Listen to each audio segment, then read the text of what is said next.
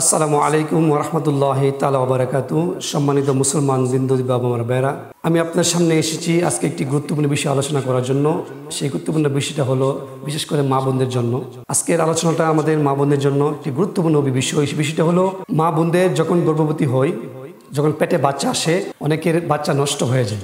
বাচ্চা যেন নষ্ট না হয়, কোন আমলের বরকতে আপনার বাচ্চা সুস্থ থাকবেন এবং পেটে আস্তে আস্তে বড় হবেন, সুস্থভাবে বড় হবেন, সেই বিষয় নিয়ে আমি আলোচনা করব।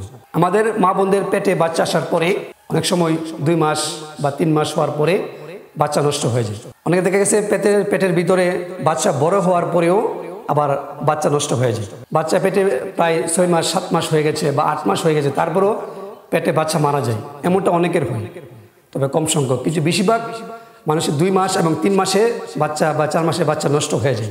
তো বাচ্চা যেন নষ্ট না হয়, কোন আমলের বরকতে, কুরআনি আমল, যে আমলের বরকতে আল্লাহ পাক রব্বুল আলামিন আপনার গর্ভে আপনার বাচ্চাকে সুস্থ রাখবেন এবং এরকমভাবে আপনার বাচ্চাকে হেফাজতে রাখবেন, সেই বিষয় নিয়ে আমি আলোচনা করব। তো চিকিৎসা বিজ্ঞান অনেক বিভিন্ন আপনার সমস্যা তারা আলোচনা করেছেন। আমি সেদিকে আলোচনা করব না, আমি আলোচনা করব রুহানি বিষয় নিয়ে। তো রুহানি বিষয় আমরা দেখেছি যে রুহানিভাবে সাধারণত একটা বিষয়ের কারণে বাচ্চাদের মার গর্ভে বাচ্চার বেশি নষ্ট হয়ে থাকে। সেই বিষয়টা হইল এক জাতীয় খবিজ জিন রয়েছে, জিনদের মধ্যে এক জাতীয় খবিজ জিন রয়েছে, যেগুলা মায়েরা যখন গর্ভবতী হয়, আমাদের মা বোনে যখন গর্ভবতী হয়, তখন তাদেরকে এরকমভাবে আক্রমণ করে থাকে। তাদের বদনজর তাদের ওই বাচ্চার দিকে পড়ে যায়, তাদের পেটের দিকে পড়ে যায়। এক জাতীয় জিনই এরকম আছে যারা এরকমভাবে গর্ভবতী মাদেরকে আক্রমণ করে, তাদের উপরে তাদের বদনজর দিয়ে থাকে। তো ওই বদনজরের প্রভাবে, ওই খবিজ জিনের বদনজরের প্রভাবে মা বোনদের পেটের বাচ্চা নষ্ট হয়ে যায়। এজন্য আমরা বলে থাকি মা বোনদেরকে যে আপনারা যখন বাইরে চলাফেরা করবেন, তখন আপনি সুন্দরভাবে পর্দার সহিত চলাফেরা করবেন, যেন জিনেরা দেখতে না পায়। এবং যখন আপনারা বিশেষ করে মাগরিবের ওয়াক্তে, যে ওয়াক্তে জিনেরা একটু বের হয়, বা ঠিক যখন দুপুর হয়ে যায়, তখন ওই সময় যখন জিনেরা একটু বের হয় খাবারের হুজে, এবং ফজরের আগ মুহূর্তে, ওই সময়গুলোতে একটু তাদেরকে একটু বেঁচে চলার জন্য আমরা বলে থাকি। এবং আরও বলে থাকি যে বিরান কোনো জায়গায় বা কবরস্থানের আশেপাশে বা চিতাশাল, যার হিন্দুরা যেখানে লাশ পোড়া দেয় সেই জায়গার মধ্যে, বা খ্রিস্টানদের যেখানে লাশ তারা পুঁতে, ওই জায়গাগুলোতে যেন তারা একটু কম যায়, বা নির্জন জায়গাতে যেখানে মধ্যে বড় বড় গাছ রয়েছে, পুরাতন গাছ রয়েছে বা পুরাতন বাড়ি রয়েছে, ওই জায়গাগুলোতে তাদের একটু কম যাওয়ার জন্য আমরা বলে থাকি। তাদেরকে বিশেষ প্রয়োজন না হলে ওই জায়গাগুলোতে ঘোরাঘুরি বা বিশেষ আশেপাশে শুধু ঘোরাঘুরি করা আমরা নিষেধ করে থাকি, বা তাদেরকে এরকমভাবে আমরা সাজেশন দিয়ে থাকি। তো এই জিনদের কারণে জাদু নষ্ট হয়। আরেকটা কারণ হলো, অনেকে আপনার শত্রু আপনার সাথে শত্রুতামি করে, তাকে জাদু করেও বাচ্চা নষ্ট করা যায়। আপনাকে আপনার বাচ্চার উপরে, ওই পেটের বাচ্চার উপরে জাদু করে তারপরে এই বাচ্চা আপনাকে নষ্ট করে ফেলে।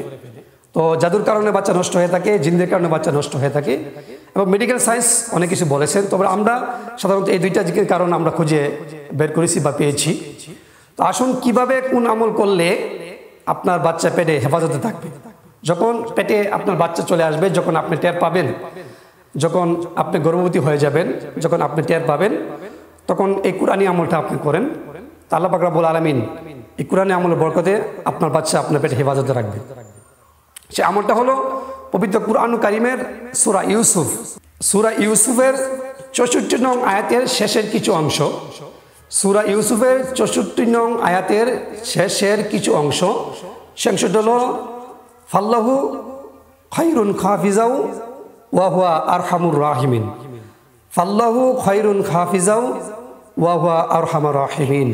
আমি আবারও বলতেছি, ফাল্লাহু খায়রুন হাফিজাও ওয়া হুয়া আরহামুর রাহিমিন। এটা আপনি প্রতিদিন 40 বার আদায় করবেন, 40 বার পড়বেন। যখন পড়বেন তখন আপনি ওযু অবস্থায় পড়বেন, এবং নামাজের চাটায় বসে নামাজ আদায় করার পরে আপনি পড়বেন। এশারের পরে অথবা ফজরের পরে, নামাজের পরে হইলে সবচেয়ে বেস্ট, এটা উত্তম সময়। যদি ওই সময় যদি আপনি না পড়তে পারেন, তাহলে যে কোনো সময় দিনের বেলা বা রাতের বেলা আপনি এটা পরে আদায় করে নেবেন। এভাবে প্রত্যেক দিন আপনি 40 বার আদায় করে নেবেন। এক বৈঠকে হলে, যদি আপনি এক বৈঠকে পারেন, তাহলে সর্বোত্তম। এক বৈঠকে আদায় করা এটা একটা ভালো একটা কাজ, বা সর্বোত্তম একটা কাজ। আপনি এই সূরা ইউসুফের 64 শেষের অংশটা আপনি ঠিক এভাবে পাঠ করবেন। আরেকটা আমল যেটা আপনার কাছে সহজ মনে হয়, যদি প্রথমটা যদি আপনার কাছে সহজ মনে হয়, আপনি প্রথমটা আমল করলে চলবে। যদি প্রথমটা আমল করতে না পারেন, দ্বিতীয়টা আমল করতে পারেন। সেটা হলো ইয়া আল্লাহু ইয়া খালিকু ইয়া মুসাব্বির। ইয়া আল্লাহু ইয়া খালিকু ইয়া মুসাব্বির। আল্লাহ পাক রব্বুল আলামিনের ইসমে সিফত, এই তিনটা নাম আপনি প্রতিদিন 1100 বার আদায় করবেন।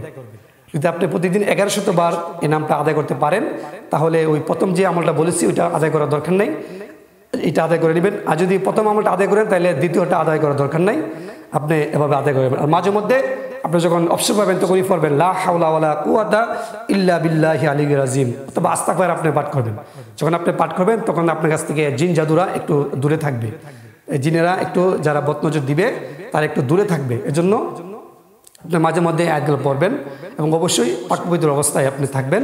আল্লাহ পাক রব্বুল আলামিন যেন আমাদের মা বোনদেরকে, যারা গর্ভবতী হয়েছেন এবং অন্যান্য মা বোনদেরকে আল্লাহ পাক রব্বুল আলামিন হেফাজতে রাখে। সবাই বলি আমিন।